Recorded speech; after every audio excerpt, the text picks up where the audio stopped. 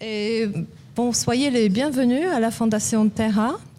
Et c'est un plaisir de vous voir nombreux et je vois beaucoup de nouveaux visages parmi nos habitués et nos amis. Et pour ceux qui ne nous connaissent pas encore, parce que c'est toujours la semaine culturelle du Forum des instituts culturels étrangers à Paris qui nous amène du nouveau public, je dirais quelques mots sur la Fondation Terra elle-même. Donc, la maison mère de la Fondation se trouve à Chicago et la mission de la Fondation, c'est la promotion de l'art américain à travers le monde. La Fondation les fait vraiment de différentes façons, notamment en organisant et en soutenant des expositions, mais aussi en organisant et en soutenant les cours, l'enseignement de l'histoire de l'art américain, en soutenant les publications, aussi en proposant des bourses à des chercheurs et à des conservateurs travaillant dans ces domaines. Donc je vous invite vraiment à regarder sur notre site parce que vraiment l'éventail des actions qu'on mène, il est très large. Les centres parisiens a cette particularité qu'il abrite une bibliothèque spécialisée qui est donc ouverte au public. Et dans nos locaux, comme vous voyez, il y a des rencontres, des conférences et des dialogues comme cette rencontre ce soir. Cette rencontre, elle a été d'après notre petite tradition, elle est donc consacrée à une exposition qui s'est tenue cette année en France. Et notre choix s'est porté sur l'exposition A Different Way to Move, Minimalisme, New York, 1960-1980, qui vient de fermer ses portes à Nîmes, au Carré d'Art. Et justement, on s'était dit que c'était une très bonne occasion de montrer, de laisser ou de permettre de découvrir ou de permettre de se rappeler au public parisien, parce que Nîmes, c'est loin, de cette importante exposition. On a donc invité sa commissaire, Marcella Lista, qui va être en dialogue avec Valérie Mavridorakis, qui est donc une spécialiste de l'art américain de cette période. Et notre modératrice ce soir sera Pauline Chevalier, qui est une autre spécialiste du domaine et qui vient de publier une histoire des espaces alternatifs à New York, de Soho à South Bronx. Les dates, il faut que je vérifie, 1969-1985. Et donc, je laisse la parole à Pauline pour qu'elle puisse introduire aussi bien nos intervenantes que le sujet. Et puis, je vous remercie à toutes les trois d'avoir accepté notre invitation. Merci. Merci beaucoup, Eva. Alors, bonsoir à tous. Je vais vous présenter les deux intervenantes de ce soir. Marcella Lista, tout d'abord, qui est donc conservatrice en chef au Musée national d'art moderne et qui est en charge de la collection Nouveaux Médias. Elle, alors que le Centre Pompidou fête ses 40 ans, Marcella Lista a initié et mis en place cette exposition, A Different Way to Move, qui permet de montrer de nombreuses œuvres du Centre Pompidou qui, jusqu'ici, n'avaient pas été présentées.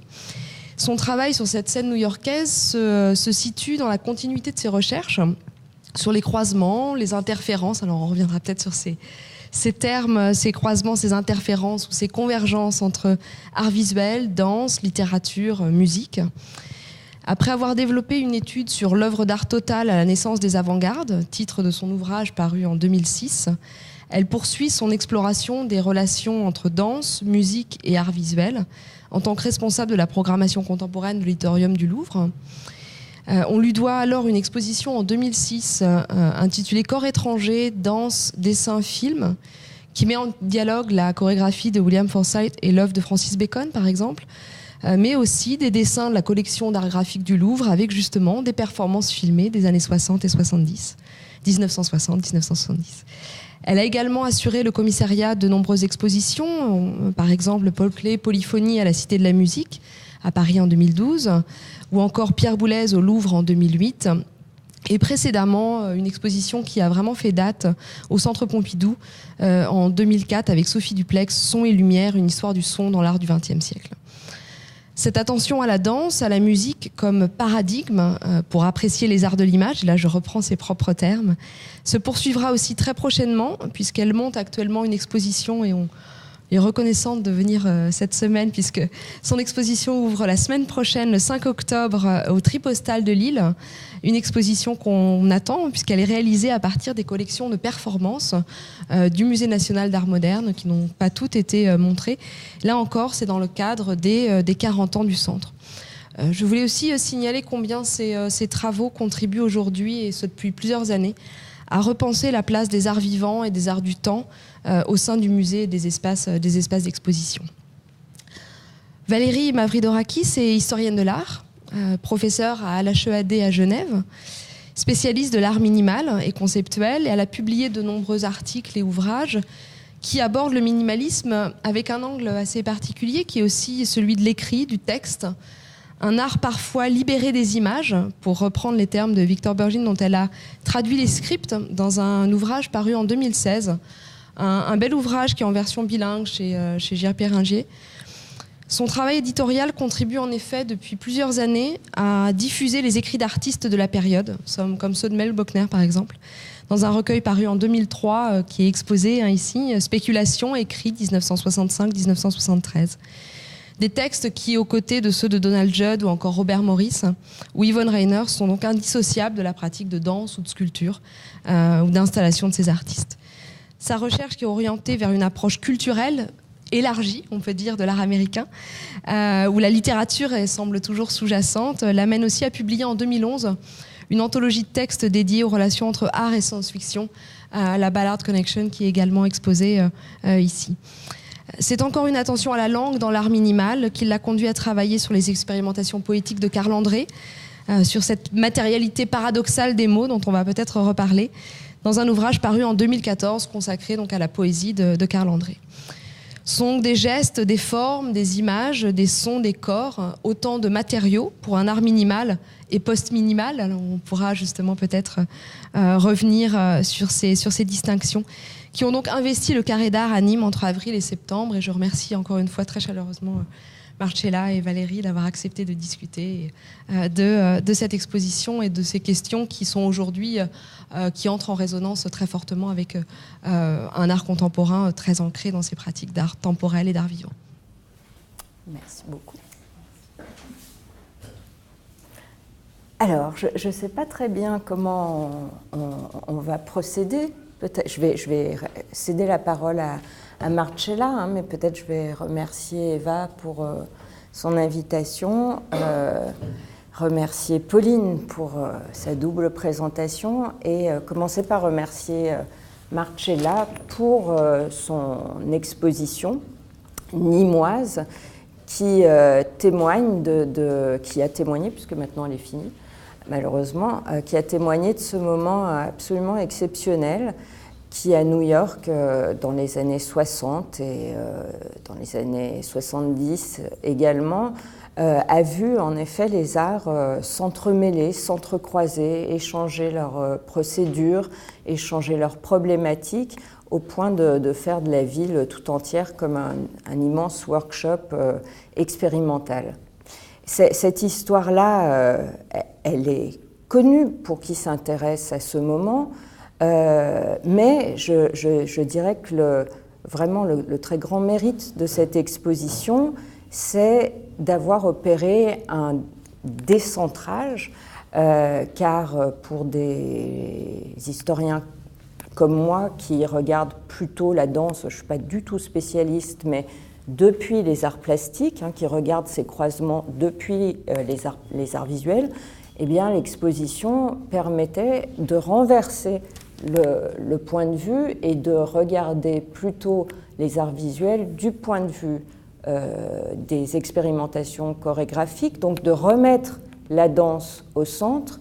Et ce décalage, vraiment, pour moi en tout cas, et je pense que pour tous les visiteurs, a contribué à valoriser l'extrême importance des recherches de ces chorégraphes à ce moment-là et surtout leur influence sur les artistes qui se sont intéressés à ces expérimentations. Donc c'est vraiment une manière de regarder cette scène qui, moi, m'a appris un certain nombre de choses, et j'en suis reconnaissante à Marcella. Alors je crois que tu veux d'abord nous faire une petite visite express de l'exposition pour qu'on s'y retrouve.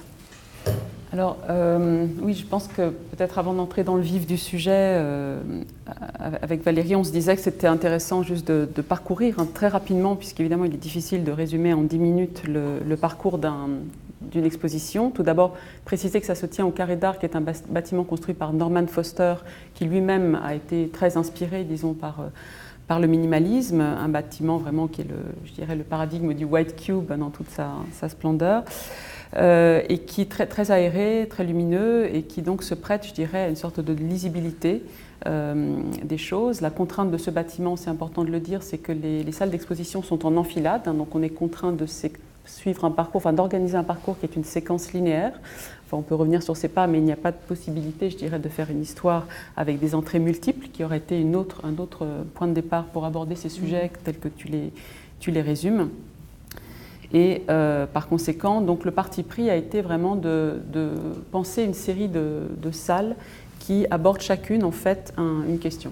On peut la résumer ainsi. Elle s'ouvre avec ce diagramme donc, qui t'a intrigué, Valérie, sur lequel on va revenir. Un diagramme réalisé par Yvonne Rainer en 1980. Donc vous voyez qu'il s'agit d'une charte comme ça qui est très intuitive, qui donne un peu à comprendre un réseau de relations complexes et surtout qui traverse toutes les disciplines artistiques. Et ensuite 6 séquences, donc de San Francisco à New York, un état de danse, qui est en fait qui raconte un peu cette transition entre l'expérimentation menée par Anna Alprin à San Francisco et la scène new-yorkaise, puisqu'il y a vraiment un dialogue très étroit entre ces deux pratiques, ces deux expérimentations, entre le milieu des années 50 et le seuil des années 60. Et vous allez voir effectivement que l'exposition aborde assez rapidement cette dimension performative dans cette première salle. Alors, c'est très difficile à photographier. Je vous prie de croire que le sentiment d'espace qu'on a en entrant dans ces salles est beaucoup plus ample et beaucoup plus... il y a un sentiment d'énergie, disons, qu'on ne perçoit pas du tout dans ces points de vue. Puisqu'on est plongé au cœur du sujet par un acte qu'on considère être un peu l'acte inaugural, une possible histoire du minimalisme à travers la danse, qui sont les fameuses Dance Constructions de Simone Forti, conçues entre la toute fin de 1960 et le printemps 1961. Donc entre le moment où elle présente Seesaw, une balançoire qui permet simplement de réduire la question du mouvement à une question de pondération et de rapport de force entre deux poids, et des pièces de groupe beaucoup plus élaborées qu'elle réalise donc au printemps de 61 dans le loft de Yoko Ono, et qui impliquent toutes sortes de tâches qui sont également à exécuter sur des accessoires.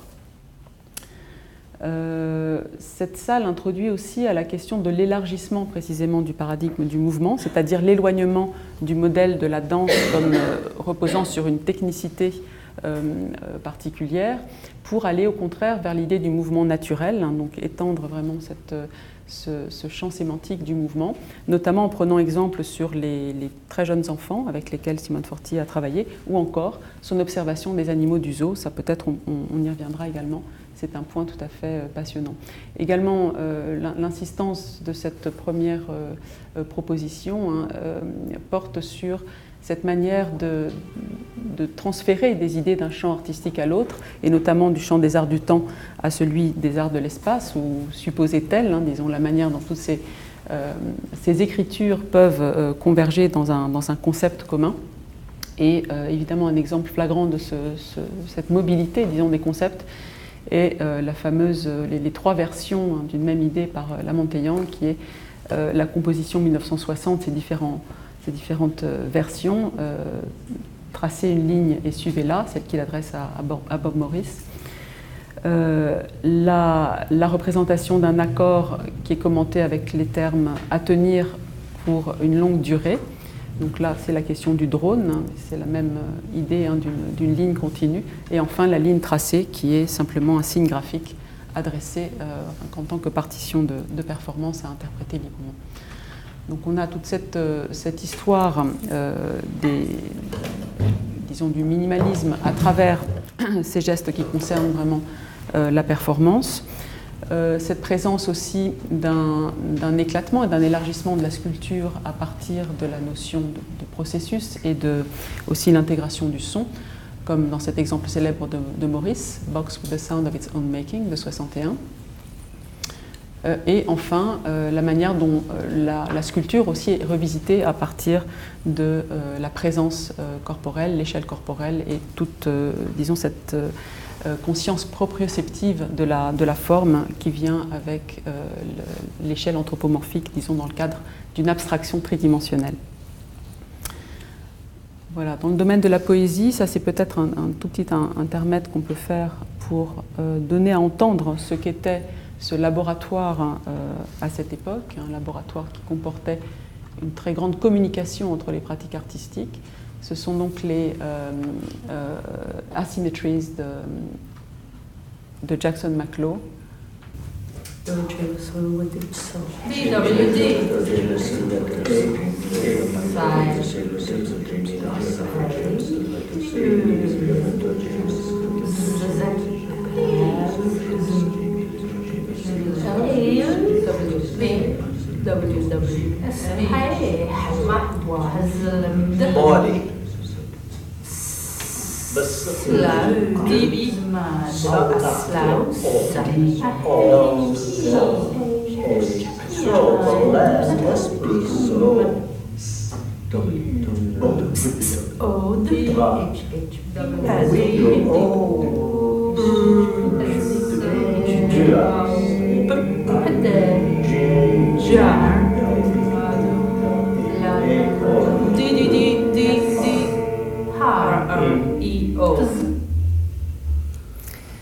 Voilà, donc ça continue, bien entendu. C'est un travail d'écriture qui est réalisé avec une technique de hasard qui consiste, en fait, comme vous le voyez dans la version écrite de cette pratique, à choisir des mots hasard dans un livre ouvert, c'est-à-dire de prendre le premier mot qu'on repère, comme ça, de façon spontanée, et ensuite choisir des mots voisins en fait, qui commencent par une des lettres du premier mot. Donc en fait, il y a un système d'étoilement à partir comme ça d'une association intuitive entre ces mots qui va produire ces associations assez irrationnelles et qui sont ensuite interprétées à plusieurs voix.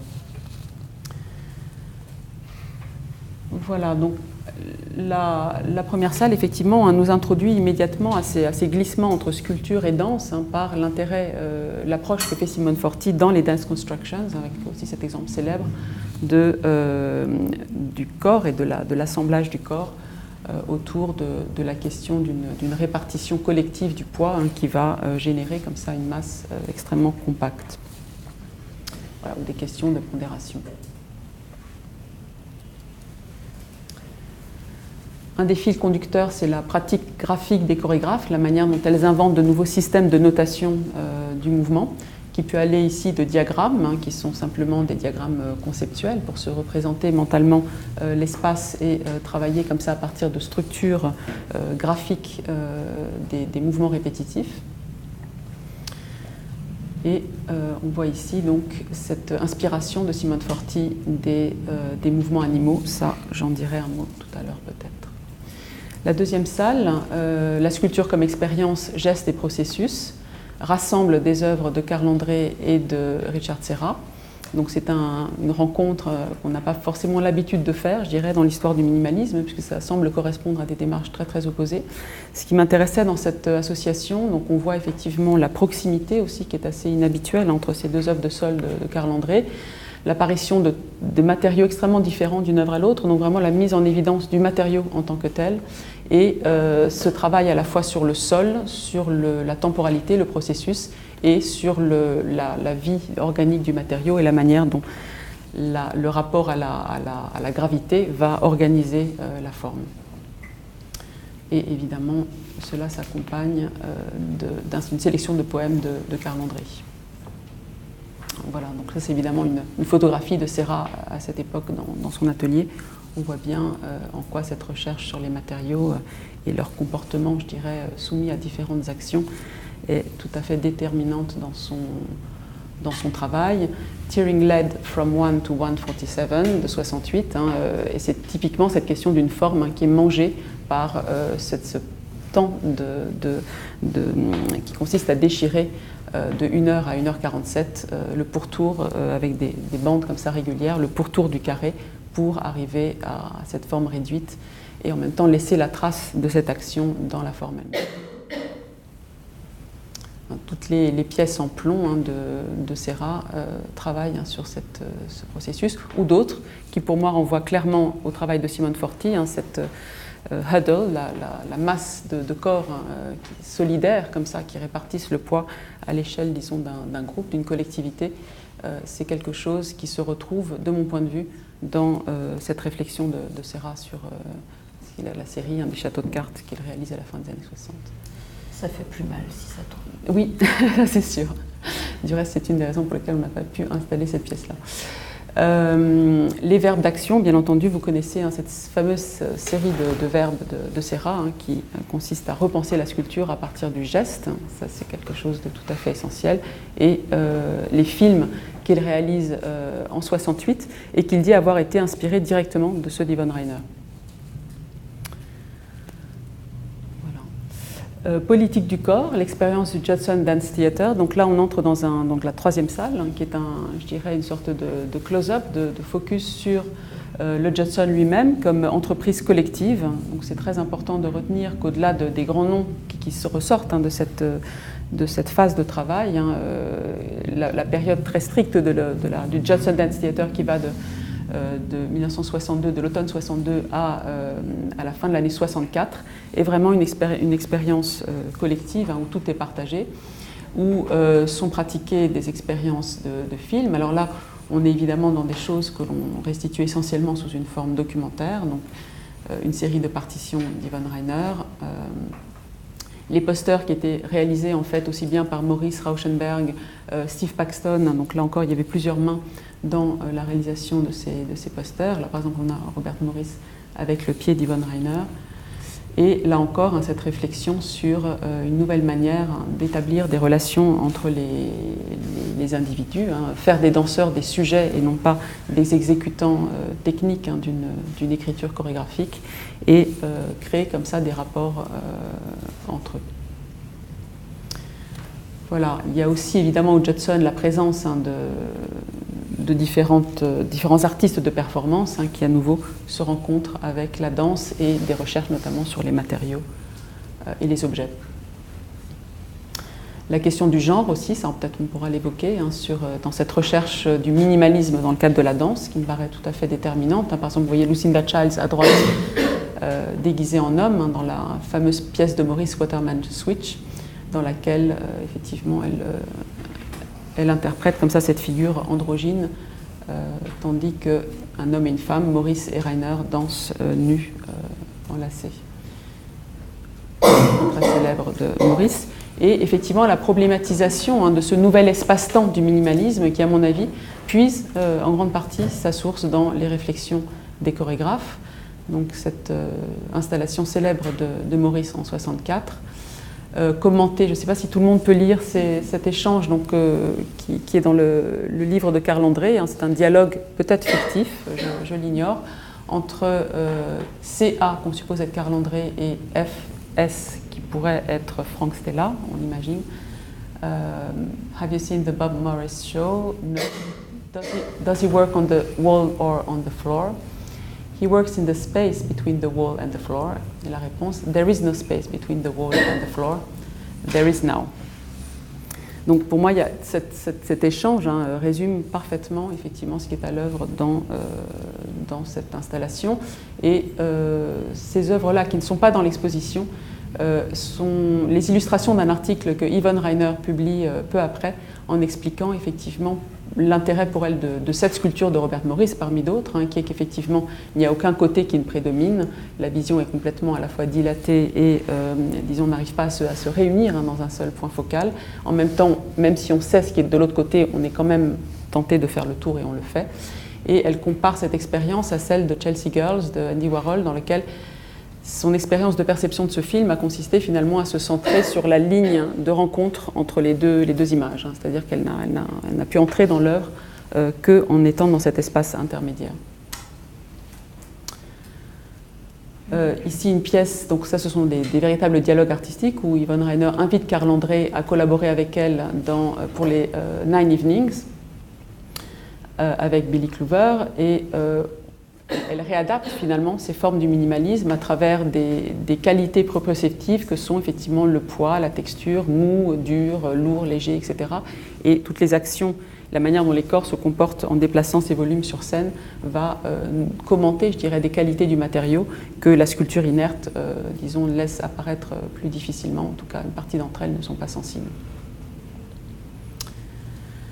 L'intégration des actions, disons, ordinaires dans la danse, ça c'est un point comme très très important dans toute cette pratique chorégraphique, avec notamment le sport, d'autres langages qui viennent également du cinéma populaire, du cinéma burlesque, et le traitement de l'espace avec toutes sortes de configurations de groupes individuels, etc. Et l'apparition évidemment d'images projetées aussi sur scène. Enfin, donc l'engagement politique, et ça, ces deux images montrent bien, je dirais, les deux pôles de cette expérience-là. C'est d'une part l'abstraction, c'est-à-dire l'usage du minimalisme pour rendre la danse abstraite, et de l'autre, l'engagement politique qui consiste à réinterpréter, dans le cas de Trio A, le fameux chef-d'œuvre que Yvonne Rainer conçoit en 1966, qui est un peu disons, la danse la plus connue qu'elle a créée, avec réinterprété donc en 1970 au moment du People's Flag Show au Judson, qui avait été organisé notamment par Jean Toche et John Hendricks, où cette même danse est interprétée par des danseurs nus avec simplement le drapeau américain autour du cou. Donc, autre exemple de réduction du geste à quelque chose de très économe, de très miniaturisé. C'est le Hand Movie de Yvonne Rainer que Richard Serra déclare comme la source d'inspiration de ses Hand and Process Series. D'autres œuvres. Voilà. Et une autre réponse intéressante d'Yvonne Rainer au minimalisme est à la boîte de Robert Morris, le Box for Standing. C'est cette pièce de 1972 intitulée Performance. Le titre aussi est très significatif, qu'elle utilise ce titre-là dans le domaine de la danse. Et elle montre évidemment une autre boîte qui contient difficilement une collectivité et une variété de corps qui ne sont pas un seul corps, mais plusieurs corps. Voilà, donc ensuite la quatrième salle, elle est consacrée à un dialogue essentiellement entre Trisha Brown et Donald Judd. Donc ce sont deux artistes qui ont été souvent rapprochés en raison de leur intérêt pour cette question effectivement de travailler sur des paradoxes de perception et sur une désorientation complète de l'axialité ordinaire des choses, notamment donc par cet usage de la verticalité que l'on voit chez Trisha Brown dans ces fameuses pièces des années 70 qui consistent à faire pivoter la danse, le rapport au sol à 90 degrés.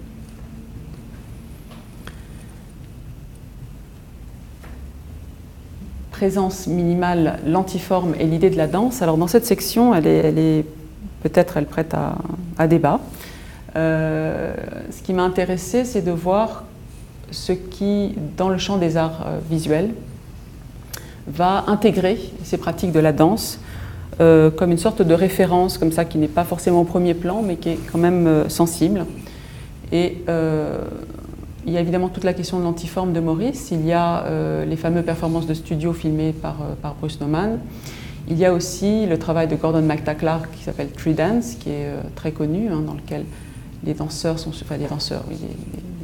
sont suspendus à un arbre.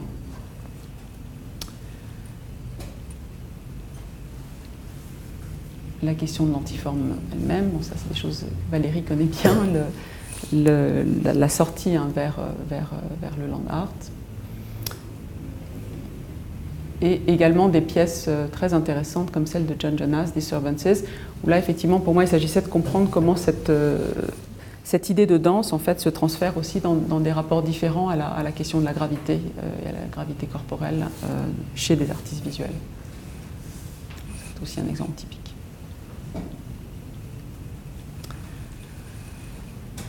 Sérialité et flux, donc ça c'est la salle un peu conclusive et qui montre ce moment, je dirais, de ce nouveau formalisme dans le cadre du minimalisme qui aboutit à la très célèbre pièce de 79, Dance, qui est une œuvre de collaboration entre Sol Lewitt, Lucinda Childs et Phil Glass.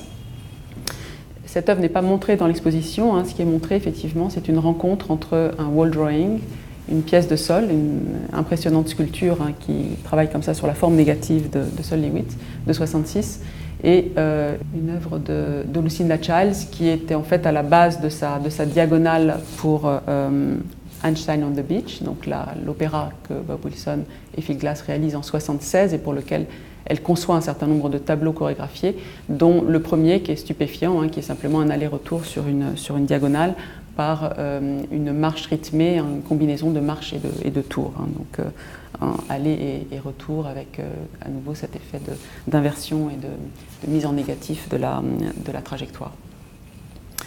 Et dernier point, donc toujours pour commenter sur cette question des partitions, c'est que ces chorégraphes non seulement ont inventé chacune des modes de notation spécifiques, mais dans le cas de Lucinda Childs, je dirais que ça va encore plus loin, puisqu'elle invente un mode de notation spécifique pour chaque œuvre. Donc on assiste vraiment à un niveau de spéculation extraordinaire hein, dans la manière de formaliser dans un langage graphique l'approche du mouvement et du parcours hein, dans l'espace et dans le temps. Voilà, les fameux dessins qu'elle a faits pour Dance. Pardon. Voilà, quelques exemples aussi des cartes postales échangées par Lucinda Childs et Sol Lewitt.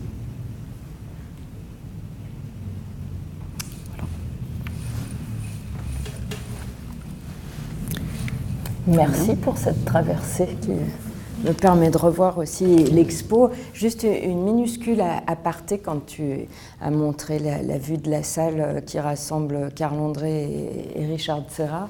Et que tu as dit qu'effectivement on les présentait pas très souvent ensemble, mais je crois qu'on a tout intérêt toujours à défaire les catégories trop figées, les catégories trop instituées, et que c'est justement ce type de rapprochement plus ou moins attendu qui fait bouger un peu l'historiographie et aussi notre regard qui sinon devient un peu anesthésié par toujours les mêmes salles de musée, on rassemble toujours les mêmes artistes. Alors, si tu veux bien, j'avais envie de revenir sur l'introduction de ton exposition, puisqu'en tant que visiteuse, j'ai commencé par là, le catalogue s'ouvre aussi par là, c'est ce fameux diagramme d'Yvonne Rainer, dont tu viens de m'apprendre la date, parce que dans le catalogue, elle est notée sans date. Il est noté sans date, je crois. Non, c'est 1980. Voilà, 1980, et qui, je crois, a été réalisé, a accompagné une lettre d'Yvonne Rainer adressée à une journaliste du New Yorker qui avait posé ou qui avait placé le travail des chorégraphes dans une ascendance qui ne convenait pas à ces chorégraphes. Donc si tu pouvais nous rappeler d'une part un peu cette polémique, parce que la lettre que j'ai lue, elle est quand même assez dure, et d'autre part, comment ça sert de porte d'entrée dans ton exposition? Parce que si on ne le connaît pas, ça paraît évident, et ce n'est pas si évident à vrai dire, je crois. Oui, alors ce qui n'est pas évident, effectivement, c'est de se mettre dans ce qu'a été la réception de l'époque par le milieu de la danse de cette histoire-là.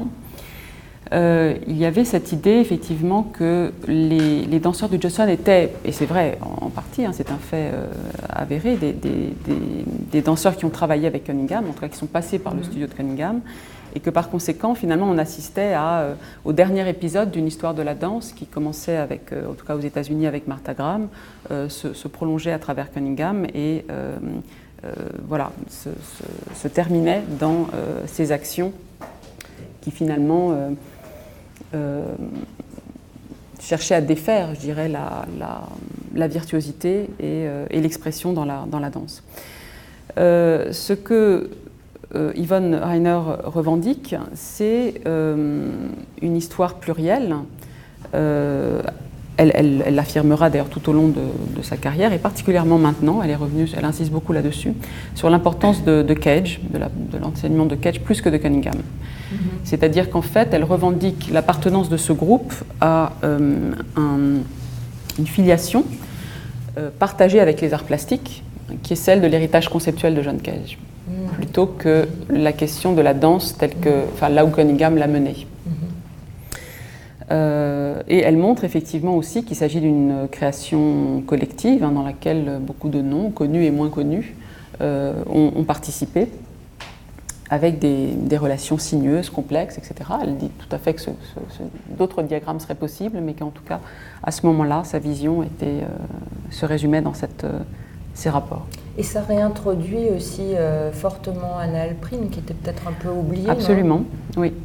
Et là, c'est vrai qu'on a affaire un peu à un double héritage, c'est-à-dire d'une part, effectivement, Cunningham, dont ils se détournent, eux, de façon critique, très, très ouvertement, qui était arrivé effectivement, alors quand même en partant d'une base classique de l'approche du corps, hein, c'est-à-dire le placement du corps, l'axialité, une discipline extrême en termes techniques, mais en déhiérarchisant, hein, ce qui est l'œuvre de Cunningham, c'est la déhiérarchisation complète de l'espace scénique, du temps, puisque toutes les durées sont égales, et de toutes les parties du corps, hein, c'est-à-dire que le haut, le bas, la droite, la gauche, l'avant et l'arrière du corps ont exactement la même importance dans, disons, l'écriture chorégraphique de Cunningham. Donc ça, il ne faut pas ignorer, je dirais, ce pas en avant tout à fait déterminant aussi par rapport justement à ce qu'était la danse d'expression, hein, dont il venait lui-même avec Martha Graham. Et de l'autre, on a Anna Alprin qui, elle, cherche complètement à aller vers le mouvement naturel, c'est-à-dire de désapprendre la danse. Elle s'installe, comme vous le savez, hein, sur ce plateau, sur les hauteurs de San Francisco, qu'a construit son mari, qui était Lawrence Alprin, hein, l'architecte, avec lequel elle a également réalisé les City Dances dans San Francisco. Et Anna Alprin, effectivement, insistait beaucoup sur l'importance des éléments naturels, hein, dans la perception du corps et de la manière d'approcher, d'initier le mouvement. Et dans ces ateliers, il faut savoir qu'en 1960, hein, se sont rendus notamment Trisha Brown, également Robert Morris, qui était à l'époque l'époux de Simone Forti.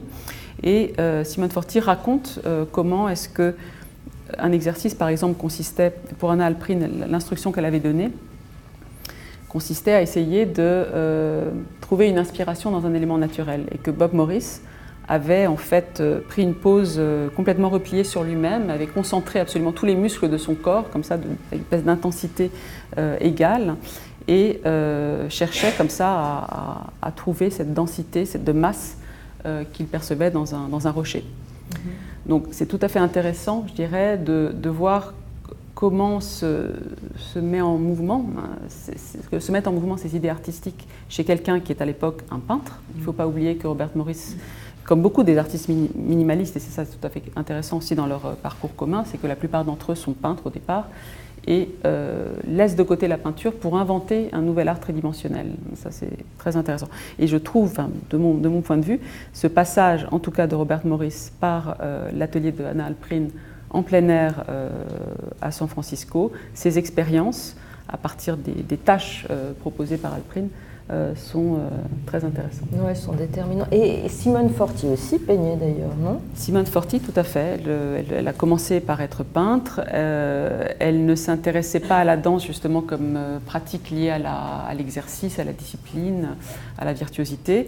Et par conséquent, en rencontrant Anna Alprin, qu'elle a rencontrée dès 1955, elle a compris qu'il y avait une autre possibilité pour travailler sur le mouvement, s'exprimer à partir du mouvement, et elle a vraiment, c'est celle qui a initié, je dirais, cette collaboration avec Alprine et qui a ensuite invité tous les autres à suivre ces ateliers. Alors, ils quittent San Francisco, ils s'installent à New York, le couple Forti-Morris, et là, dans la classe de John Cage, ils rencontrent les autres danseurs, et ils sont aussi très, je pense, très marqués, non, par l'enseignement du compositeur Robert Dunn. Oui, puisque John Cage, en fait, a cessé d'enseigner lui-même à ce moment-là dans l'atelier de Cunningham. Donc, il a passé la main à Robert Dunn, qui était un de ses étudiants et qui a repris un petit peu ses concepts. Et ce qui est intéressant, c'est qu'il a proposé à Robert Dunn, en fait, de donner un cours de composition chorégraphique, alors que lui-même ne connaissait rien à la chorégraphie, il était musicien. Donc de partir effectivement d'une approche purement conceptuelle. Et ça, c'est une citation que je voulais lire parce que ça répond aussi à ta question de tout à l'heure. Qu'est-ce qui est à l'œuvre dans ce déplacement et qu'on voit aussi dans ce diagramme?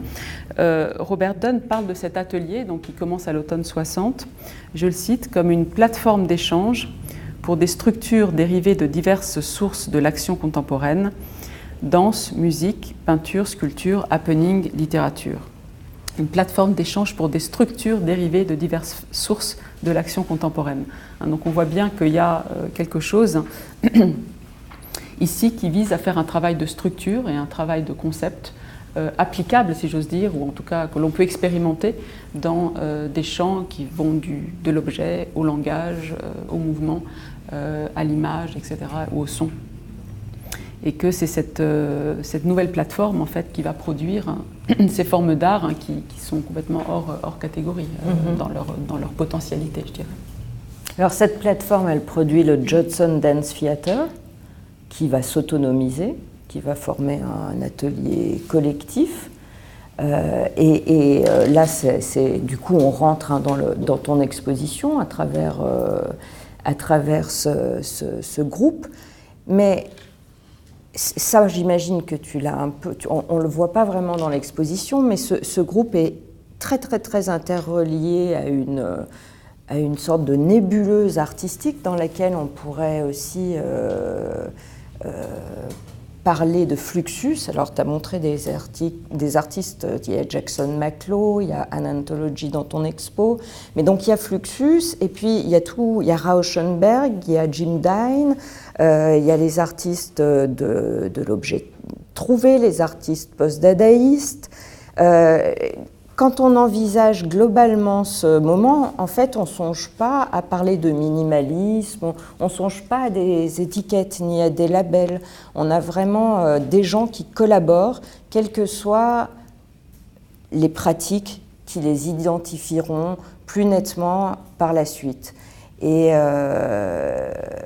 alors, c'est ton parti pris, toi, ça a été de suivre tout de même, puisque c'est dans ton sous-titre, une ligne minimaliste, ce qui aurait pu ne pas être le cas. Absolument, oui. En fait, je pense que ce qu'on peut effectivement dégager de ces différents groupes d'artistes, c'est effectivement quelque part le point commun, qui est aussi vrai entre Cunningham et Alprine, qui se trouve pourtant à deux pôle opposé de l'approche du mouvement, c'est l'intérêt pour l'arbitraire, c'est-à-dire l'introduction, dans le cas de Cunningham, dans sa collaboration avec Cage, il est clair que voilà, cette notion de déhiérarchiser tous ces éléments que j'ai évoqués, elle passe par ce goût de l'arbitraire, qui existe aussi dans la relation bien connue entre la musique et la danse, qui sont conçues séparément, etc. Et chez Alprine, il y a quelque chose de fondamental qui est la question des tâches. Donc cette manière d'approcher le mouvement à partir d'instructions complètement arbitraires qui vont permettre aux danseurs de se dégager complètement de tout réflexe d'introspection, d'aller chercher, parce que quand on improvise, et c'est un peu les dangers de l'improvisation, et quelqu'un comme Boris Chermatz, par exemple, récemment, on a beaucoup parlé, quand on improvise, on finit toujours par retomber sur des choses qu'on a déjà faites. Enfin, le corps a une empreinte et on repart sur cette empreinte, en fait. Et l'intérêt des tâches, c'est que précisément, ça permet de complètement désarticuler, je dirais, l'action de réflexes conditionnés dans le corps du danseur. Donc l'arbitraire, c'était un intérêt commun, mais qu'on trouve évidemment aussi chez Jim Dine et Oldenburg. Et le choix du Judson, du Judson Church sur Washington Square, c'est qu'en effet, c'était une congrégation protestante qui accueillait non seulement des soirées de poésie, etc., mais qui avait aussi une galerie d'art et notamment avait exposé ses artistes. Il y avait donc là effectivement une continuité, un terrain, disons, familier, même si le projet du Judson était un projet spécifique et très différent et qui consistait, à partir du moment où Robert Dunn a arrêté son workshop à l'automne 62, ils ont décidé, ces artistes, qui comportaient notamment Yvonne Rainer, Steve Paxton, Lucinda Childs, à continuer en fait cet atelier par eux-mêmes, de s'autogérer, si j'ose dire, dans le travail de groupe et de baser effectivement ce travail à la fois sur ces tâches et sur une expérimentation avec des écritures qui s'influencent mutuellement, au sens où ils sont constamment en train dans une cordée, dans un passage de relais, je dirais, entre les idées des uns et les idées des autres. Alors, il y a cette notion de tâche, effectivement, qui ramène les gestes de la danse à des gestes prosaïques, sans virtuosité, sans toutes les qualités que l'on attend de la danse. Et d'ailleurs, là, j'ai été très touchée par le fait de voir Karl André qui porte ces matériaux dans la soirée d'Yvonne Rainer, une des Nine Evenings, de cette grande manifestation organisée par Experiment in Art and Technology. Ça m'y fait penser, parce que tu parles de ces task performances. Karl André, c'est vrai que la manipulation des matériaux, elle est vraiment au fondement de son travail. Très longtemps, c'est lui qui il aimait mettre en place lui-même les modules de sa sculpture. Dans ses textes, ses interviews, il parle tout le temps de cette manipulation, du caractère ouvrier de l'artiste qui agit sur la matière. Et en fait, on ne le voit pas évidemment quand on éprouve, quand on fait l'expérience de sa sculpture. Or là, c'est la danse qui révèle ces gestes, et je trouve que c'est très beau parce que c'est l'invitation d'une chorégraphe à cet artiste qui l'amène à dévoiler au fond ce qui est ultra important dans sa sculpture, mais que nous ne voyons jamais en tant que spectateurs. Alors il y a cette histoire de tâches, et puis il y a tout ce qui est de l'ordre du retranchement aussi. On enlève pour aboutir, je dirais pas à quelque chose on a appelé l'art minimal du core art, l'art du cœur des choses. Je ne veux pas dire l'art de l'essentiel parce que c'est un mot un peu compliqué, mais on note aussi ce processus de retranchement chez ces chorégraphes. Oui, il y a l'idée de faire moins. Il y a l'idée aussi, je pense, d'approcher le minimalisme, et c'est sans doute peut-être aussi une réponse à la question que tu posais tout à l'heure, comme un processus, comme un moment qu'on traverse, et non pas certainement pas comme un langage, encore moins un style bien sûr, ou une identité formelle. C'est quelque chose qui consiste au contraire effectivement dans ce moment, ce processus de dépouillement, de dégager des structures, mais l'acte par lequel on dégage les structures et la manière dont ces structures vont prendre place à un moment donné dans une situation donnée sont aussi importantes que la forme elle-même. Et c'est là où, je dirais, leurs propos se rejoignent, c'est-à-dire le rejet qu'ont les artistes du minimalisme, du mot minimalisme, vient précisément de leur méfiance par rapport à l'idée que l'on les mette dans le même sac au nom d'une comparaison entre le fait que ce sont des formes géométriques, épurées, des matériaux, en tout cas peu travaillés, etc. Et effectivement, en insistant sur le fait que leur démarche individuelle pour arriver à ces formes, même si ces formes semblent avoir une parenté, en fait, sont tellement différentes que voilà. Donc c'est ce qui est essentiel, je dirais, pour comprendre le minimalisme comme processus, c'est-à-dire comme moment effectivement de dépouillement, de dégagement progressif de quelque chose qui est de l'ordre d'une structure. Alors là, tu as ouvert justement le catalogue. Je ne crois pas que tu aies l'image sur ces listes. Non, malheureusement, je ne l'ai pas. C'était dans l'exposition. C'est dans oui, le catalogue. tout à fait. Dans l'exposition, on découvrait une fiche, un Bristol d'Yvonne Rainer qui listait les gestes, enfin les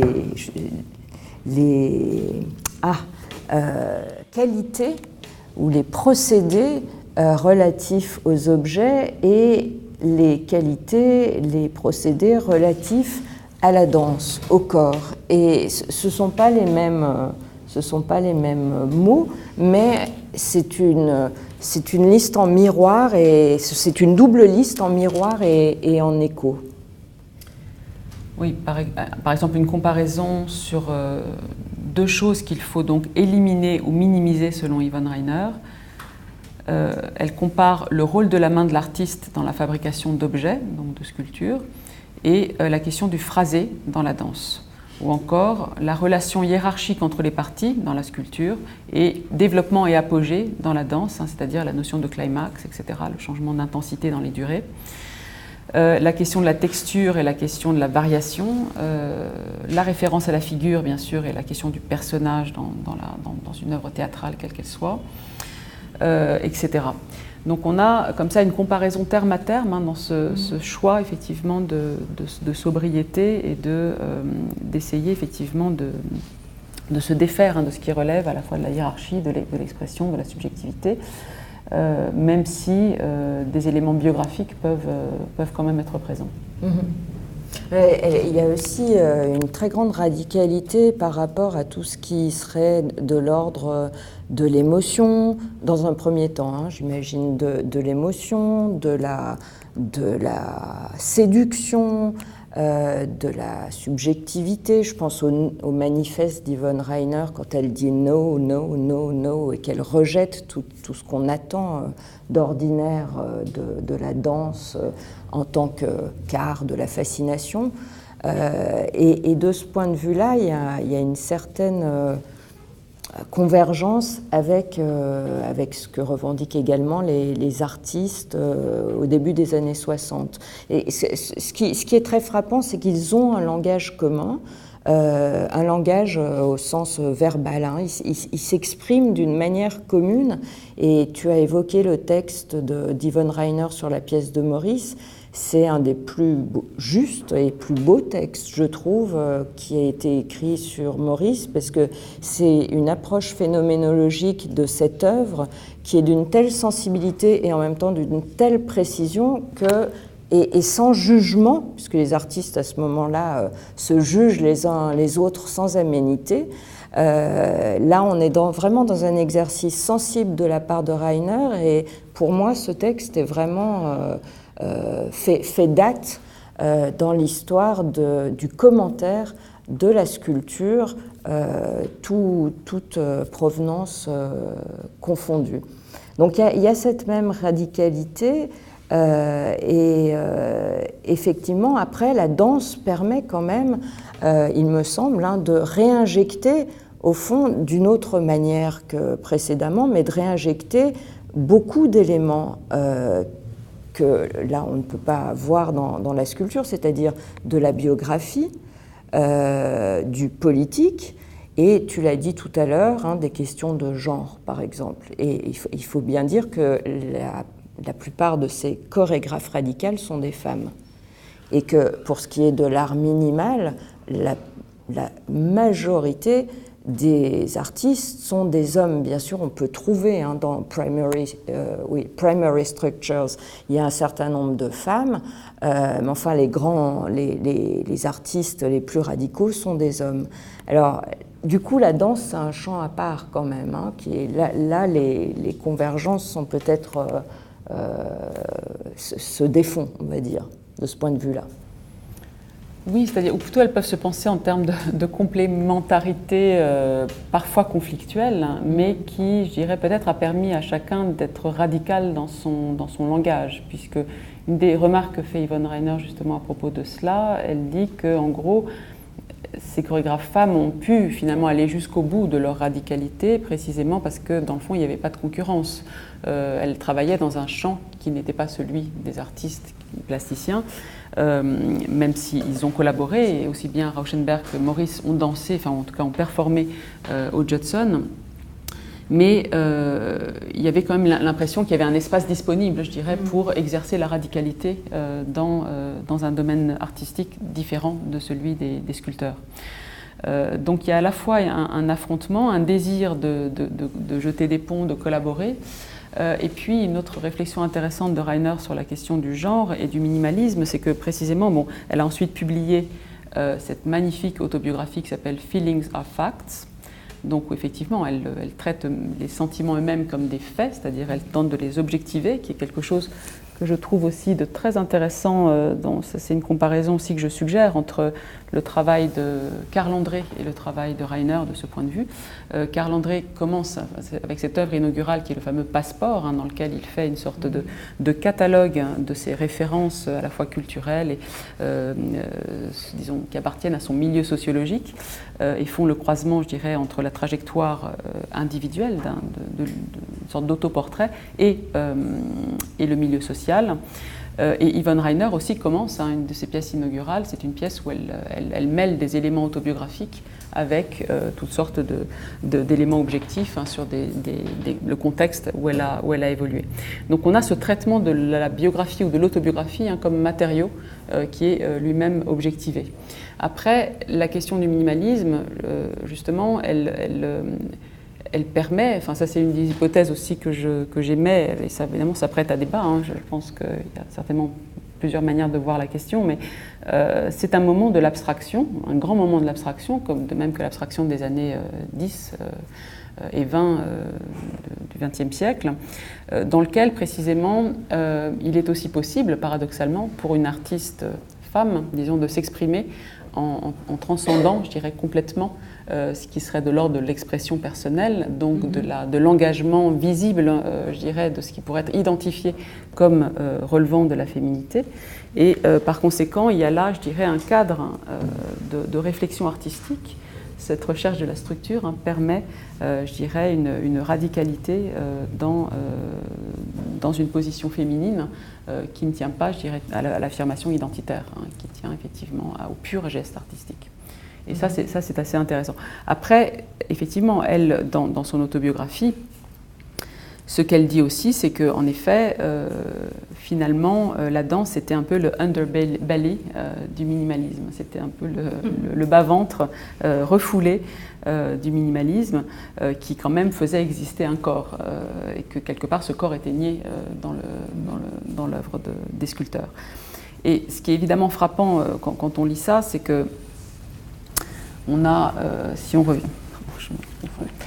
revient effectivement à la forme de Morris, hein, la fameuse box for standing, c'est effectivement quelque chose de complètement autarcique et presque autiste, hein, cette sculpture qui est rapportée à son échelle personnelle, hein, qui effectivement érige comme ça en modèle de l'humanité, d'une certaine façon, son propre corps masculin, d'artiste, d'auteur.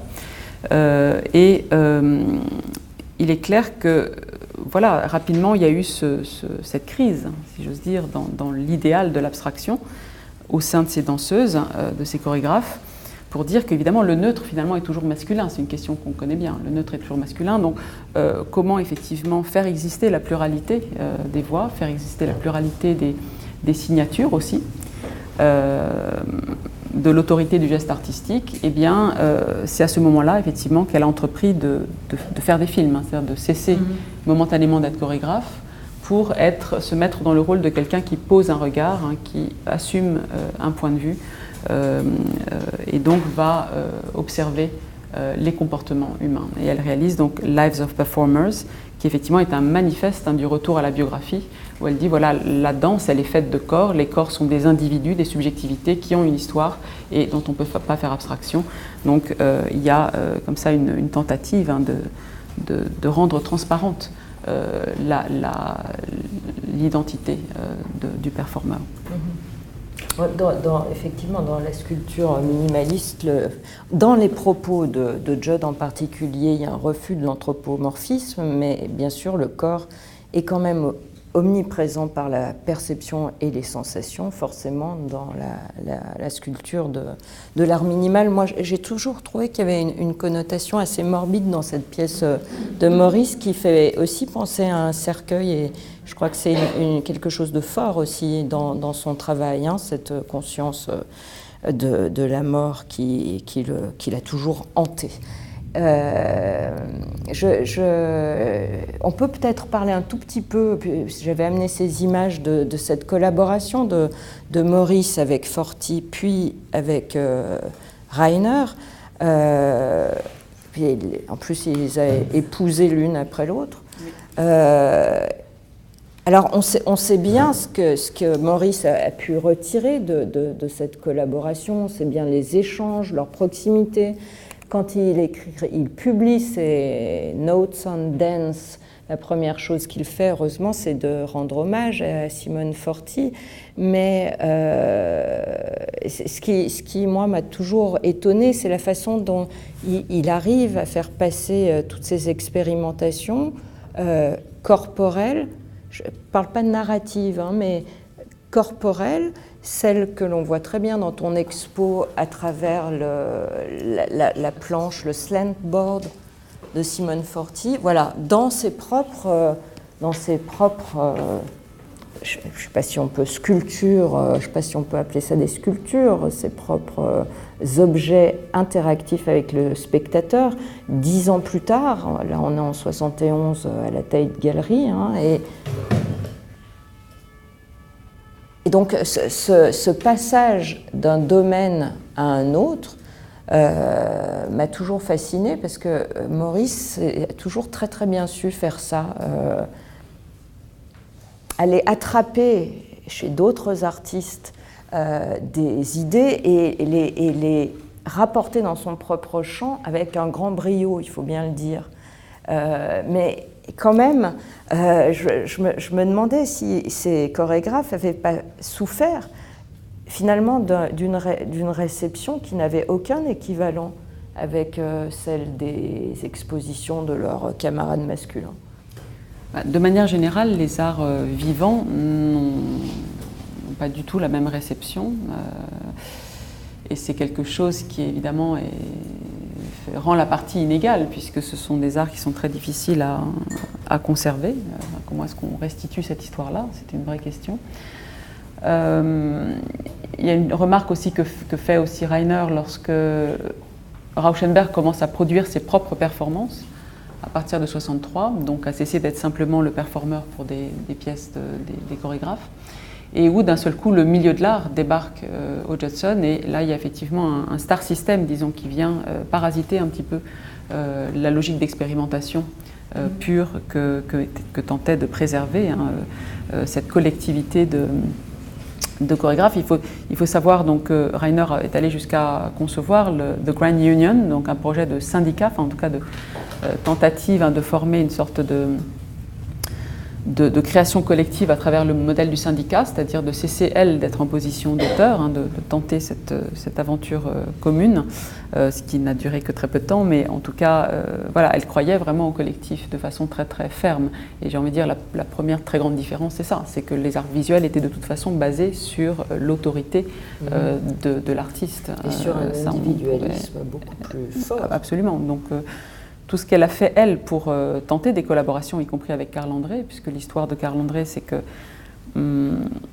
elle avait commencé avec cette pièce avec les matelas, cette fameuse pièce intitulée Parts of Some Sextets, dans laquelle elle utilise 9 performeurs, je crois, et 11 matelas sur scène, où elle utilise ces matelas en fait comme des modules, des formes modulaires. Donc cette idée je dirais, de formes molles comme ça, qui sont des formes parallélipédiques et qui, évidemment, par leur présence sur scène, sont manipulées par des danseurs, ont à la fois une présence, une connotation anthropomorphe, outre les multiples connotations qu'ont le matelas comme lieu, évidemment, où on s'allonge. Et elle est vraiment dans cette réflexion d'une continuité entre la physionomie humaine, l'échelle humaine et la forme abstraite. Et la question aussi de, à nouveau, la texture, le poids de ces formes. Et juste après, Carl Ondré fait une de ses premières grandes expositions dans lesquelles, en galerie, où il expose des formes de polyéthylène, c'est-à-dire des formes molles. C'est-à-dire que là, il y a eu beaucoup de personnes, c'est à ce moment-là, du milieu aussi bien de l'art que de l'art. Très mou, quand même. Si, c'était des formes vraiment comme des sortes de matelas. C'est là où il construit ses structures. Oui, c'est ça. Hauteur. Oui, Ouais, le berceau. Dur. Oui, mais ça, quand même, ce sont des formes légères. Oui, c'est léger, qui sont qu'elle ensuite reprend dans Nine Evenings. Et qui sont faites parce que voilà, il y a des problèmes de poids sur la galerie, bien entendu. Bon, mais toujours est-il que voilà, il y a, c'est là où j'aimerais parler de phénomène de cordée. On dit ça à propos de Picasso et de Braque, mais je pense que c'est vraiment ce qui s'est passé aussi dans ce milieu-là, où d'un seul coup une idée en déclenche immédiatement une autre, et tout est fécond, je dirais, au niveau de cette circulation. Donc c'est pour dire effectivement que autant Reiner a été dans une démarche active de chercher des collaborations, un dialogue artistique qui soit vraiment une expérience construite, je dirais, de création collective, autant de la part des sculpteurs, des artistes plasticiens, il y a eu au contraire cette attitude que tu viens de décrire chez Maurice, qui est de prendre, ce qui est normal, les artistes ont toujours travaillé comme ça, de prendre ce qu'il y a autour d'eux pour l'intégrer dans leur langage et leur signature. Donc c'est des comportements évidemment qui sont très opposés. Il n'y a aucune symétrie, je dirais, entre cette manière d'interagir, je dirais, dans un milieu. Sauf c'est plus le cas chez Fluxus, par exemple. C'est vrai. Je ne sais pas combien de temps il nous reste, donc je voudrais juste qu'on évoque tes deux dernières salles. Qui sont très différentes. L'avant-dernière concerne plutôt le post-minimalisme. Au fond, elle se fonde sur les artistes qui, à partir du minimalisme, vont chercher à suivre des voies visant à réintégrer le corps, à réintégrer des processus visibles, à réintégrer du temps, peut-être de l'humour aussi, de l'action, etc. etc. Quand je t'ai envoyé des questions, je te les ai envoyées un peu vite pour qu'on se prépare et je me disais peut-être là, quand j'étais dans la salle, je me disais mais le propos se dilue un peu. Finalement, on pourrait, certes il y a ces pièces, mais il pourrait y en avoir d'autres. Or, je te l'ai dit trop vite parce qu'après, en réfléchissant, et en regardant plus attentivement tes documents, ce qui n'était pas vraiment une critique mais une remarque, c'est plutôt évanoui, je dirais. Mais c'est même un moment assez intéressant où on se rend compte finalement que tout ce qu'il y avait dans la danse va d'une manière ou d'une autre être réinjecté dans l'art.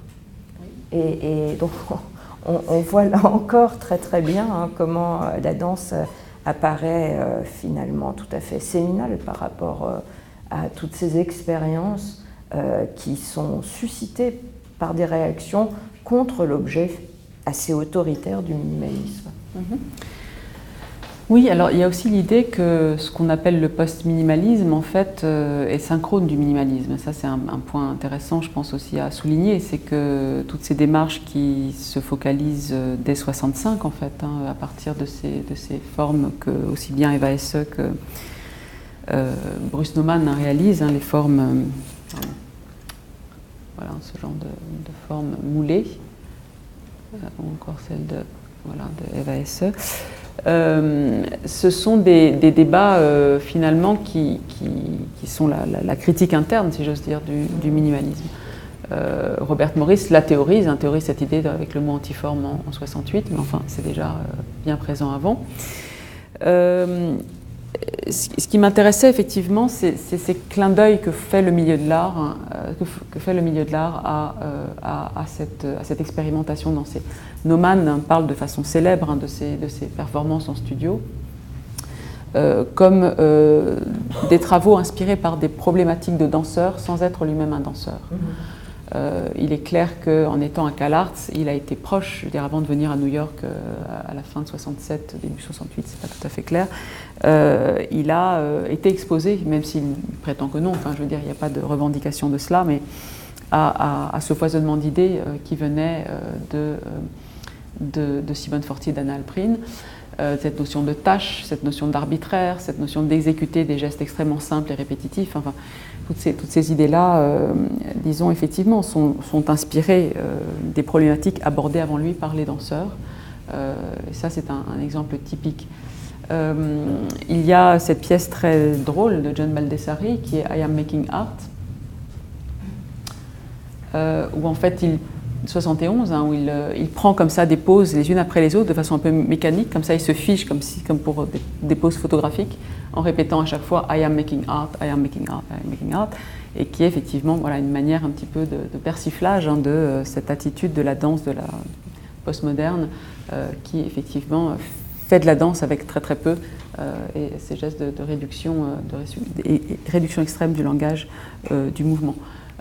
Chez Naumann, évidemment, une pièce comme celle-ci fait vraiment directement allusion à ces pratiques présentes dans la danse, mais aussi dans des techniques de relaxation qui, évidemment, sur la côte ouest des États-Unis avaient déjà beaucoup de popularité, hein, qui consiste en cet exercice comme ça de proprioception, hein, par le relâchement du corps, s'enfoncer dans le sol ou s'élever dans les airs par un conditionnement psychique. Donc on a un nombre d'œuvres, celle-ci par exemple de Walter de Maria, alors que je n'ai pas pu mettre dans l'expo malheureusement pour des raisons d'indisponibilité du prêt, High Energy Bar, me semble aussi être une référence conceptuelle, je dirais, à ce qu'a été ce mouvement de danse, c'est-à-dire la rencontre effectivement du minimalisme et de cette notion de densité, d'énergie, condensé comme ça dans un objet que l'on peut tenir. Hein. C'est tout petit, hein, ça fait 35 cm de long. Voilà, donc c'est l'idée de concentrer l'énergie, hein, dans un objet matériel visible. Et ainsi de suite. Donc chaque œuvre en fait a un lien particulier, je dirais, à l'idée de danse, en tout cas à l'héritage de cette expérimentation. Et c'est ce qui me faisait réfléchir à ces deux manières, hein, ces deux choses qui émergent de l'exposition. C'est d'une part toutes ces collaborations, tu en as évoqué certaines, elles sont vraiment multiples, et d'autre part, là on le voit bien, au-delà de ces collaborations, des problématiques communes. Qui sont vraiment très très fortes, parce que à ma connaissance Walter de Maria n'a pas tellement fréquenté le milieu de la danse, je me trompe? Il faisait de la musique. Oui, il faisait de la musique avec la Monteyang et oui, c'est à CalArts, voilà. Donc on peut toujours. Mais ils n'ont pas collaboré directement. Non. Et par contre, il est dans An Anthology. Mais à vrai dire, pardon, non, on le voit dans une performance de Simone Forti. Voilà. Il est dans la fameuse performance. Non, mais voilà, c'est-à-dire qu'on serait étonné aujourd'hui de voir à quel point il y avait vraiment une coexistence en fait, hein, de tous ces artistes dans ces milieux-là. Et donc il exécute la pièce de Simone Forti, on la voit tout à l'heure dans la photo, on l'a vu, où elle se glisse dans une boucle de cordes suspendues au plafond, et la performance consiste tout simplement à faire tourner, il y a une deuxième personne qui tourne la corde, et c'est simplement le passage de la mobilité à l'inertie, hein. C'est simplement le poids du corps qui va progressivement ralentir le mouvement et arriver jusqu'à l'arrêt complet du corps. Donc Walter de Maria a été photographié dans cette performance. Donc, oui, je pense qu'on serait surpris de voir à quel point il y a eu des Alors, pour conclure, juste avec ta dernière salle, hein, c'est celle que tu nous l'as montrée, qui est consacrée aux relations entre Sol Lewitt et Lucinda Childs, qui trouve son acmé avec Phil Glass dans Dance en 79, Et c'est comme après la salle précédente où les choses se défont, elles vont dans toutes les directions, tout d'un coup, dans cette dernière salle, il y a un ressaisissement par la maîtrise, parce que Den, c'est une espèce de fusion parfaite. Et donc, il y a ce resserrement comme ça tardif, un formalisme qui revient, et ça conclut ton expo. Est-ce que c'est aussi la conclusion de cette histoire de collaboration? Qu'est-ce qui se passe dans les années 80? C'est un chef-d'œuvre effectivement d'écriture formelle, mais qui repose sur le déphasage. Et c'est ça qui est intéressant, c'est-à-dire que les choses refusionnent en effet de façon très, très lisible, très, très claire, avec une structure extrêmement précise. Une écriture aussi très précise, mais entièrement basée sur le principe du déphasage. Donc avec un effet de vibration, je dirais, entre les choses qui ne sont pas parfaitement raccord, si j'ose dire. Et c'est ça que je trouve intéressant dans cette pièce, c'est cette vibration. Donc ce que j'ai voulu montrer, bon, cette pièce n'est pas l'objet principal de la salle, mais c'est un peu le hors-champ de cette salle, c'est aussi la question très intéressante de l'isométrie, c'est-à-dire la manière dont, de mon point de vue, une des interprétations possibles du travail de Sol Lewitt, qui est parti, comme vous le savez, de Muybridge pour travailler sur la sérialité, c'est le corps humain, c'est la perspective sur le corps. Malheureusement, je vois que je n'ai pas la diapositive qui correspond à une œuvre étonnante que j'avais trouvée chez Paula Cooper et qui... mais je vais essayer de vous montrer quand même l'image parce qu'elle est vraiment étonnante. C'est un autre sarcophage, pour ainsi dire. En fait, c'est un grand monolithe vertical. Vous le voyez, en fait, il a enserré la photographie d'un corps de femme, qui appartient un peu à cette série sur des photographies un peu à la Muybridge, qui est photographiée sous tous ses angles. Donc on a littéralement une image qui est semblable à la vision de Maurice, d'un corps pris dans une forme abstraite. Et de mon point de vue, effectivement, tout ce travail sur des formes négatives, etc., participe de cette réflexion sur un objet isométrique, c'est-à-dire qui contient son propre système de projection dans l'espace, et que l'on retrouve précisément, et c'est ça que je trouve fascinant, bon, d'une part dans ce type de dessin de Sol Lewitt, et également dans les cartes postales qu'il envoie à Lucinda Childs.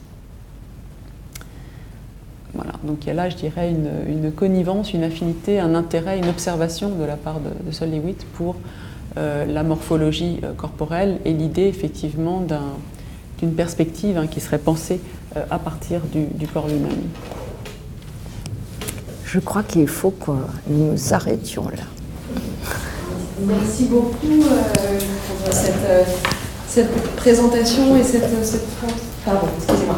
présentation et j'ai beaucoup apprécié cette idée de la tension entre l'abstraction et le vivant, le biographique qui rythme justement la carrière de ces différentes figures, et notamment Yvonne Rainer, mais c'est vrai que même la figure de Robert Morris est aussi intéressante sur ce plan. Et qui aussi partage des références. On a parlé de phénoménologie, mais aussi comment ces artistes lisent au début des années 60 les premières traductions de Merleau-Ponty, ils les partagent, ils discutent, et on a vraiment parlé de connivence, un terme qui est très beau pour parler de ces relations entre les artistes.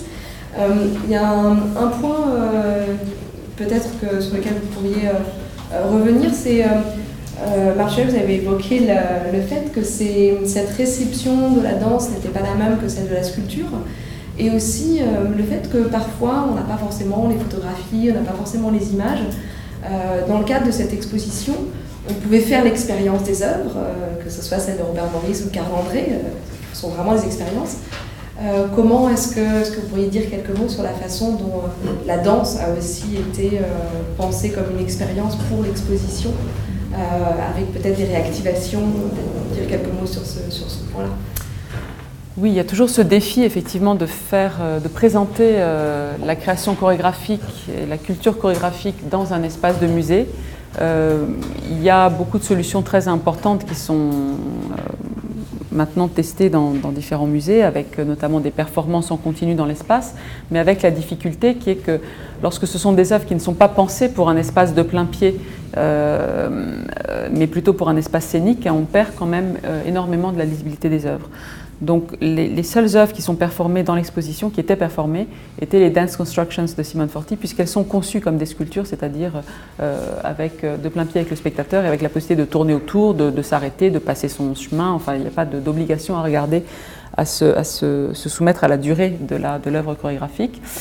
Par ailleurs, je crois que toute exposition comporte des choix dans la manière de provoquer la rencontre avec l'œuvre, si j'ose dire, ou en tout cas de donner à expérimenter les œuvres. Et les partis pris comme ça qui s'intéressent à des œuvres de sol, là, qui cherchent effectivement, comme le disait aussi Valérie, à regarder la sculpture à travers la danse, il me semble que c'est une manière possible de faire dialoguer les arts dans la compréhension qu'en a le visiteur. Voilà. D'où l'importance effectivement des nombreuses pièces de sol qui apparaissent dès le préambule et ensuite dans la salle de Carl André. J'ai plein d'autres questions, mais vu l'heure qui passe, je vais peut-être passer la parole au public si vous avez des questions sur cette exposition et sur ce que viennent de présenter Valérie et Marcella. En fait, je vais poursuivre ce que vous disiez, c'est-à-dire vous avez parlé de la phénoménologie et de la lecture de Merleau-Ponty. Et on est en plein structuralisme en France, en Europe, et je me demandais quel était quel dialogue ou pas, quelle influence, quel était plus généralement leur univers intellectuel, quoi. Maurice se réfère beaucoup à la phénoménologie, ça c'est très connu dans toutes ses notes sur la sculpture. Moi, ce qui m'intéresse aussi, c'est l'intérêt de tout ce monde-là pour Rob Grillet. C'est très, très frappant. Cette fameuse citation de Rob Grillet qui est l'homme regarde le monde, mais le monde ne lui rend pas son regard, apparaît dans différents contextes. Et effectivement, pour moi, illustre bien cet intérêt pour la notion de situation, c'est-à-dire à la fois faire tomber le quatrième mur au théâtre et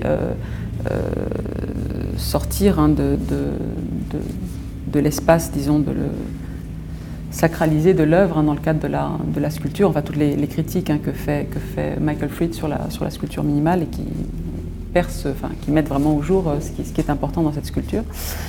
Voilà, c'est aussi des choses que discute précisément Yvonne Rainer dans sa comparaison entre la manière dont les objets se présentent à nous et la manière dont la danse se présente à nous.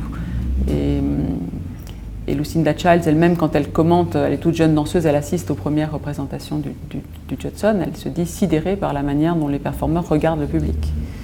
Oui, c'est très étonnant, elle voit une performance de Steve Paxson, puis elle dit j'arrivais même pas à le regarder. C'est incroyable quand même. Ouais.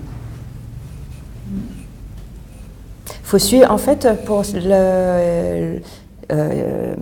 leur référence intellectuelle, c'est vrai qu'il faut suivre les traductions, parce que tout dépend à quelle date les livres sont traduits. Alors, il y a Merleau-Ponty, il y a effectivement le nouveau roman qui les passionne.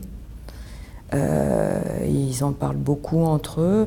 Et puis, il y a tout ce qui relève, là, c'est pas un problème de traduction, de la philosophie du langage aussi. Je ne sais pas pour les danseuses, mais sans doute oui, vu l'usage qu'elles font du langage, des notes, des instructions, vu la partie verbale si importante dans leur travail, mais il y a la philosophie du langage qui est très très présente, je crois. Ils lisent tous Wittgenstein. Justement, dans le contexte et dans les traces, ce qu'on évoquait, il y a le numéro de la revue Aspen aussi sur le minimalisme qui a des extraits de Rob Grillet qui sont traduits et qui sont non seulement traduits, mais dans cette revue, on a des vinyles souples et on a la voix. Alors pas forcément la voix de Rob Grillet, on a la voix là dans celui-là on a la voix de Rob Grillet, mais c'est pour des textes de Beckett aussi qui sont évoqués et donc qui forment un contexte qui est aussi diffusé par des revues après.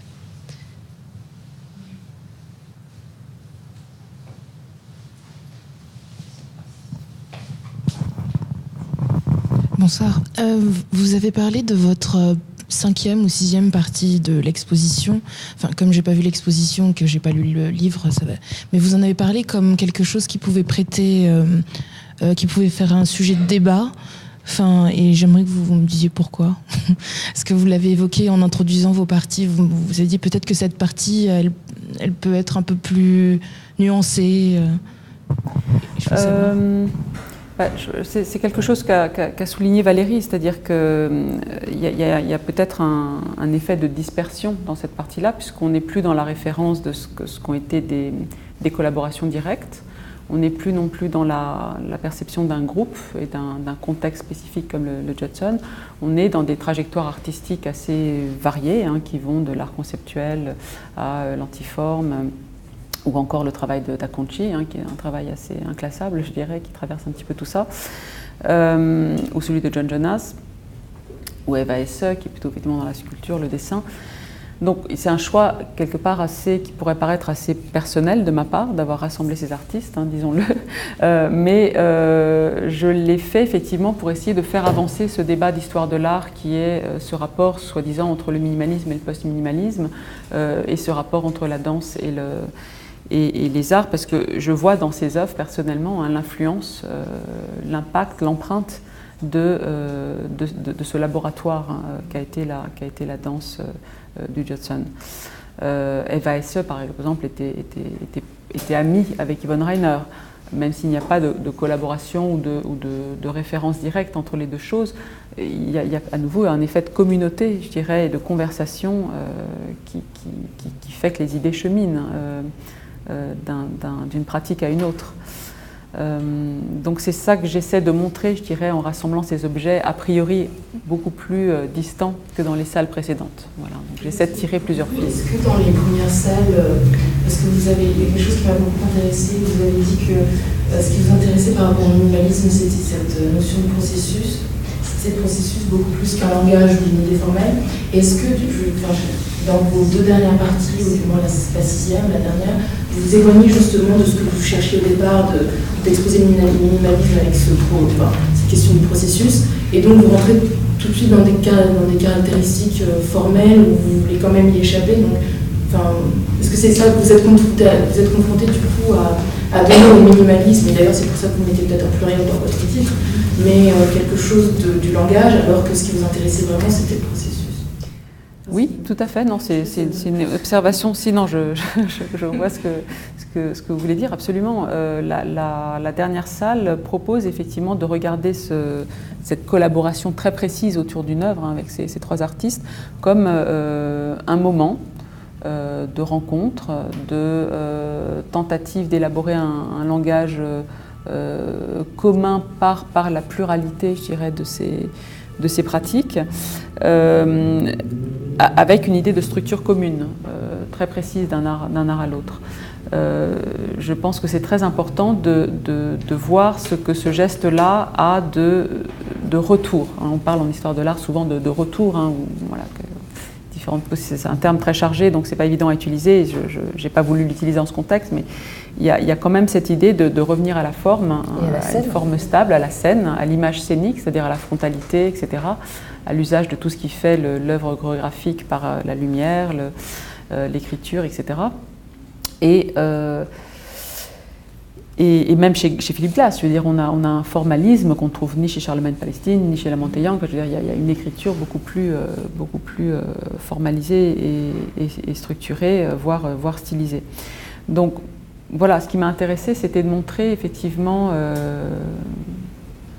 on est plus tard, on est entre la fin des années 70 et les débuts des années 80, de montrer comment est-ce que toutes ces recherches, tous ces processus avaient aussi à un moment donné conduit à une cristallisation précise d'une proposition formelle basée comme ça sur l'abstraction et la structure. Alors moi j'avais plutôt une question pour revenir sur le statut souvent changeant de ces dessins, notamment ceux que vous montrez de Simone Forti. J'ai vu que par exemple, je crois que c'est dans Zero, sur la scène, vous avez un de ces dessins ou très proche qui est, je ne sais pas s'il est agrandi ou si c'est un dessin plus grand, qui est exposé, et je m'interrogeais, Zero, une des danses de Simone Forti, et le dessin se retrouve sur la scène, accroché. Et voilà, je m'interrogeais sur ce statut. Je sais que c'est très compliqué, tous ces objets, c'est pas vraiment des décors, c'est d'autres choses. Voilà, je me demandais... Oui.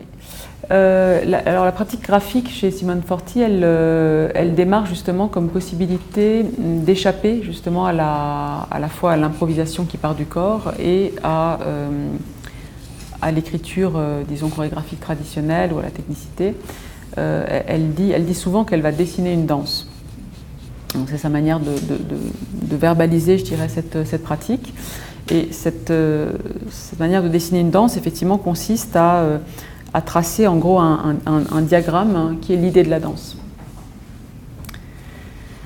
Alors comment ce diagramme ensuite se traduit dans l'espace, voire est utilisé dans l'espace, ça c'est des choses qui sont relatives un peu à chaque performance. Moi je l'ai vu souvent avoir des réflexes très différents par rapport à un objet. Elle passe de l'objet dessiné, je dirais, à l'objet chorégraphique dans l'espace, d'une façon extrêmement variable, qui dépend du moment en fait. Donc c'est un rapport assez poreux, je dirais, entre les deux choses. C'est quelque chose comme une référence qui est là et qui va pouvoir intervenir ou non de différentes manières dans l'actualisation de la danse. Je ne sais pas si ça répond un petit peu, mais voilà, en tout cas je sais qu'il n'y a aucune forme de protocole ou de choses structurées à ce niveau-là, dans le rapport entre le mouvement et le dessin. Bonjour, bonsoir. Vous avez évidemment évoqué un petit peu au début la place de John Cage et son influence, évidemment donc la place de la musique. Et donc comme le dialogue que vous avez eu parlait beaucoup des arts plastiques et de la danse, je me demandais si vous pouviez un petit peu élaborer sur la place des musiciens, puisque dans l'exposition, là il y a tout un passage justement sur la musique. Voilà. Bonsoir, au revoir. Voilà, il y a tout un passage sur la musique et donc je me demandais un petit peu comment les musiciens s'articulent dans toute cette nébuleuse-là justement. Parce qu'on a beaucoup parlé de l'influence que la danse pouvait avoir sur les arts plastiques, mais donc quid de la place de Steve Reich, Philippe Glass, tous ces gens-là. Donc ça c'est quelque chose qui est moins développé dans l'exposition pour tout un tas de raisons et entre autres voilà, le fait que dans cet espace il n'était pas possible de tout dire et ça aurait réclamé un développement spécifique. Il y a un certain nombre d'œuvres musicales proposées en écoute qui font l'objet d'un espace séparé que je n'ai pas montré, qui est une passerelle devant un paysage, qui est un des aspects de l'architecture de Norman Foster que j'évoquais. Donc c'était important pour moi d'utiliser aussi le bâtiment dans ce qu'il pouvait procurer comme expérience pour le visiteur. Donc la contemplation, il y a un moment d'écoute, je dirais qu'il y a un moment de contemplation acoustique, pour ainsi dire. L'intérêt de la musique dans ce cadre-là, c'est évidemment ce moment embryonnaire très important où la Monte-Young met en place le drone en 1960 lorsqu'il travaille justement avec Anna Alprin. C'est-à-dire effectivement cette idée de la ligne continue, de la stase, enfin de quelque chose comme un arrêt du temps qui va être, je dirais, fondateur de ce renouvellement complet de l'expérience acoustique. Pour moi, c'est une opération qui est tout à fait comparable avec ce que fait Simone Forti dans ses Dance Constructions. Donc d'un seul coup, la danse n'est plus du tout à propos de la linéarité du temps, à propos de la frontalité, mais on est dans quelque chose qui devient un objet autour duquel on tourne. Voilà, donc je dirais c'est plus dans la dimension conceptuelle et expérientielle, disons pas l'approche expérientielle du son et conceptuelle que la musique intervient par endroits dans le parcours. Bon, par ailleurs, voilà, on ne peut pas ignorer que Phil Glass a été l'assistant de Richard Serra, qu'il y a de part et d'autre évidemment à nouveau des conversations qui ont été fécondes dans la manière d'approcher la matière sonore. Et rythmique, bien sûr. Il faudrait doubler ton expo en rajoutant les relations avec les musiciens. C'est ça.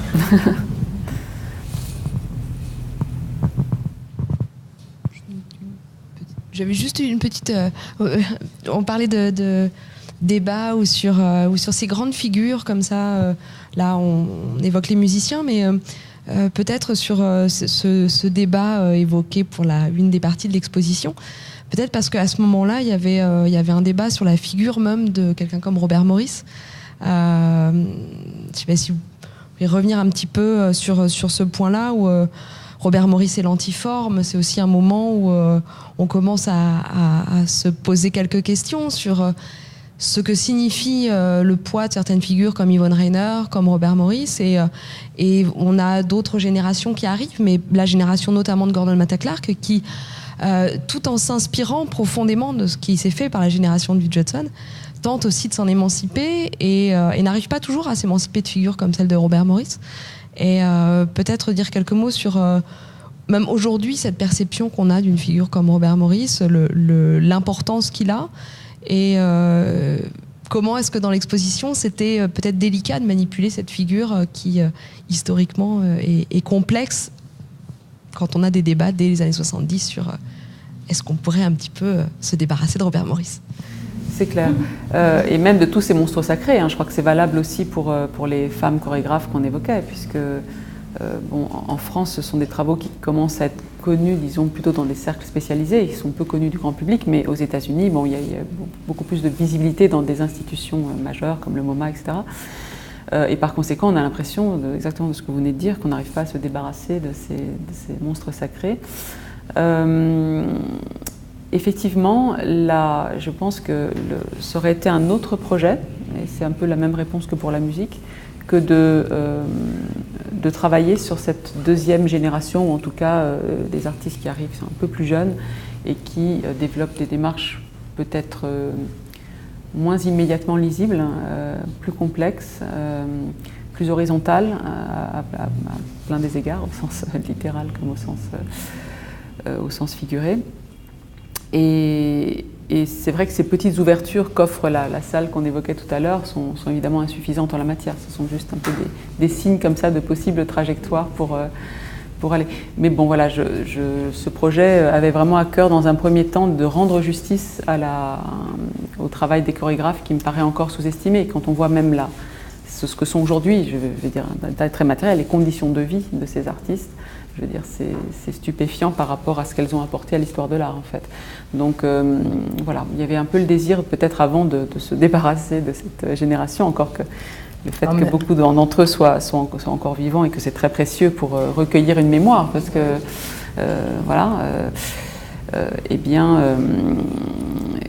je trouve intéressant aussi de mettre en cause les catégories auxquelles on les a assignées, même s'il y a beaucoup de recherches qui sont faites actuellement. Il y a eu déjà des expositions sur ces femmes chorégraphes. Je crois que ce n'est pas la même chose que de confronter vraiment les choses dans un même espace, en fait. En même temps, pourquoi s'en débarrasser ? C'est un peu fort. Enfin, c'était autour de la question de l'antiforme, c'est que le terme qui était... Mais c'est justement parce qu'il a eu ce poids aussi par les mots qu'il a utilisés, par le discours critique qu'il a eu. Ouais. Non, mais il a cherché toute sa vie à se débarrasser un peu de lui-même, voilà. aussi, Maurice. Donc, mais c'est vrai que ce terme a voulu être repris même pour des expositions, et à ce moment-là, il y a quand même une génération qui s'est un petit peu... qui a tenté de se dire, est-ce qu'on pourrait avoir un discours qui ne serait pas celui exactement de Robert Morris ? Mais en même temps, moi, mes étudiants en art, ils ne regardent pas ni Morris ni Judd. Ils s'en fichent complètement.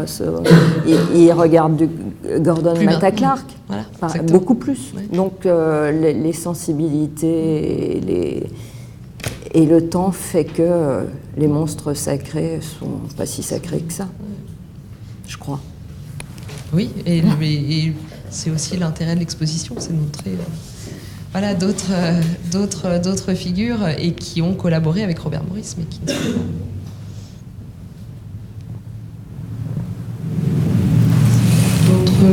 D'autres non.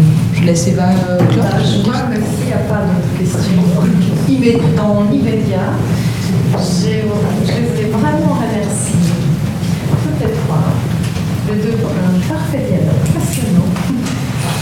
Et Pauline pour une modération extrêmement bienveillante. Merci beaucoup. Merci. Et je vous propose de continuer nos conversations autour d'un verre qui est servi ici. Merci.